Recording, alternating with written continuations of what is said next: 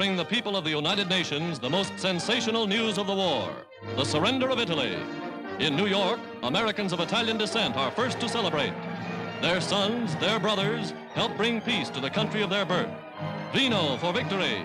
And again, Italian and American flags hang side by side. Here, with the sailing for North Africa of the greatest armada ever seen in the history of the world, begins the story of the dismembering of the Axis. How Allied troops landed in force to join General Montgomery's 8th Army in driving Rommel from North Africa is one of the dramatic chapters of the war. General Eisenhower, Supreme Allied Commander, and General Montgomery. Lieutenant General Mark Clark, commanding the combined 5th Army. Casablanca.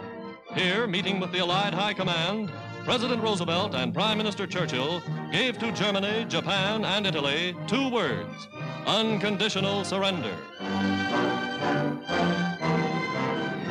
Prelude to invasion. From 100 African bases, Allied bombers swarm across the Mediterranean, softening Italian island strongholds with overwhelming air power.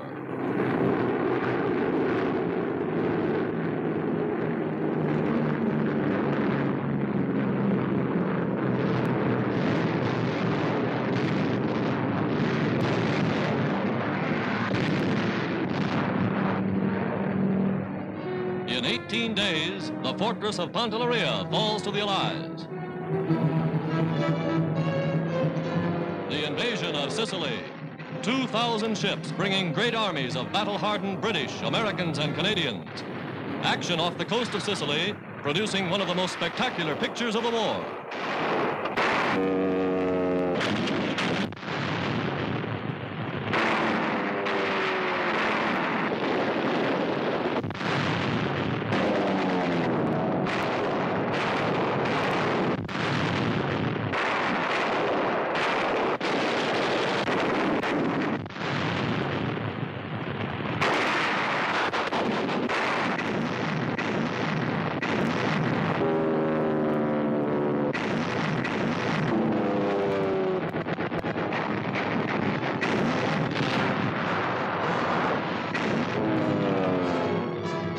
Once ashore, the American landing at Gela is virtually unopposed.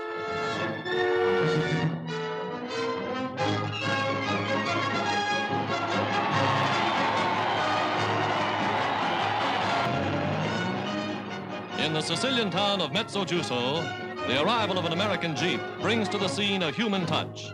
Salvatore DeMarco, who left the town when he was 15, returns to his family as a corporal in the American Army. A family reunited by the strange tides of war.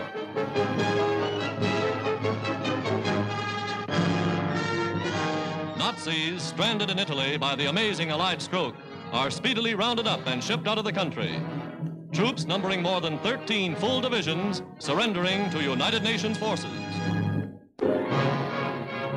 The occupation of Messina, within sight of the Italian mainland, foreshadows Italy's unconditional surrender.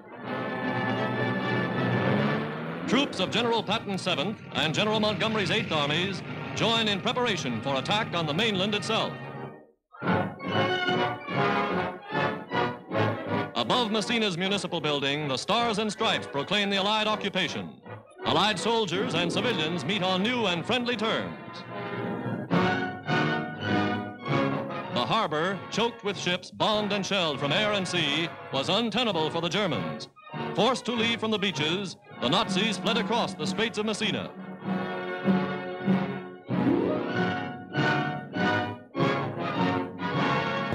Here, under the guns of British and American artillerymen, began the assault on the mainland of Italy.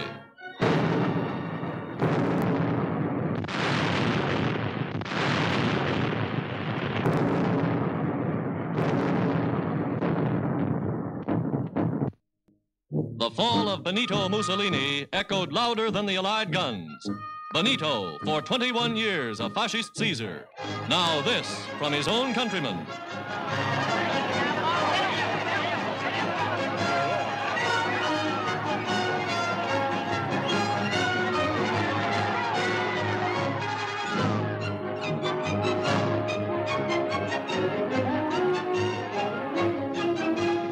Nazi-held Italian ports are attacked by combined American and British naval forces as far north as Genoa.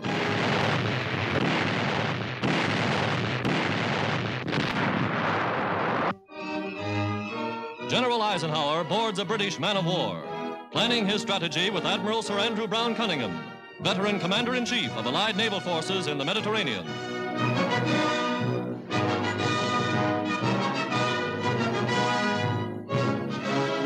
And the bulk of the Italian fleet steams to Allied ports.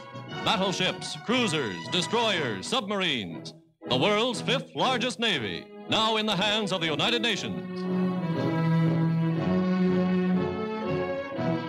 From Washington, President Roosevelt says, "An armistice with Italy has been concluded. It is a great victory for the United Nations, but it was also a great victory for the Italian people. After years of war and suffering and degradation, the Italian people are at last coming to the day of liberation from their real enemies, the Nazis. But let us not delude ourselves that this armistice means the end of war in the Mediterranean. We must drive the Germans out of Italy as we have driven them out of Tunisia and Sicily.